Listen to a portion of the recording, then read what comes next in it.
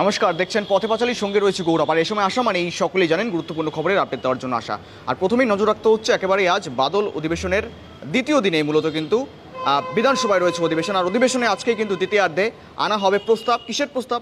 ভারতীয় সেনাবাহিনীর প্রশংসায় প্রস্তাব আনা হবে। উপস্থিত থাকবেন মুখ্যমন্ত্রী মমতা বন্দ্যোপাধ্যায়, থাকার কথা রয়েছে শুভেন্দু অধিকারী। কিন্তু তার আগেই শুরু হয়েছে জোর বিতর্ক। কী নিয়ে বিতর্ক তৈরি হয়েছে জানাবো, আপনাদের সঙ্গে রয়েছে আমার।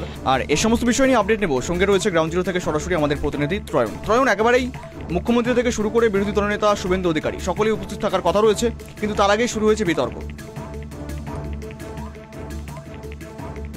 গৌরব, দেখো, আজকে কিন্তু বাদল অধিবেশনের দ্বিতীয় দিন এবং আজকের দিন অত্যন্ত গুরুত্বপূর্ণ পশ্চিমবঙ্গ বিধানসভার ক্ষেত্রে। তার কারণ যে অপারেশন সিঁদুর বা বলা যায় যে পেহেলগাঁওয়ের যে জঙ্গি হামলার পাল্টা প্রত্যাঘাত করেছিল ভারতীয় সেনা, সেই সেনা বাহিনীর যে জওয়ানরা রয়েছে তাদেরকে কুর্নিশ জানিয়ে আজকে কিন্তু বিধানসভায় প্রস্তাব আনতে চলেছে শাসক দলের পক্ষ থেকে। স্পিকার নিজে সেই প্রস্তাব নিয়ে আসছেন এবং এই প্রস্তাবের ওপরে কিন্তু মুখ্যমন্ত্রী মমতা বন্দ্যোপাধ্যায় তিনি আলোচনা করার কথা রয়েছেন।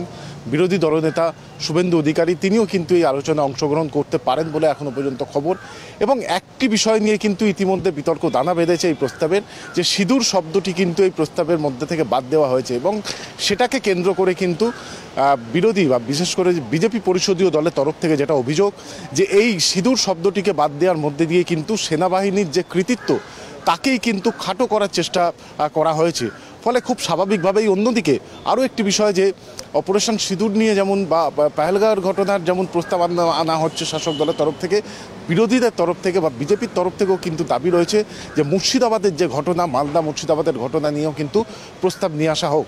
কিন্তু সেটা স্পিকার সেটা কতটা গ্রহণ করবেন সেটা নিয়েও কিন্তু একটা প্রশ্ন রয়েছে এবং এই বিষয়গুলো নিয়েই কিন্তু শাসক বিরোধীর মধ্যে একটা তরজা রয়েছে এবং একে কেন্দ্র করে উত্তপ্ত হতে পারে পশ্চিমবঙ্গ বিধানসভা, এমনটাই কিন্তু মনে করা হচ্ছে। গৌরব।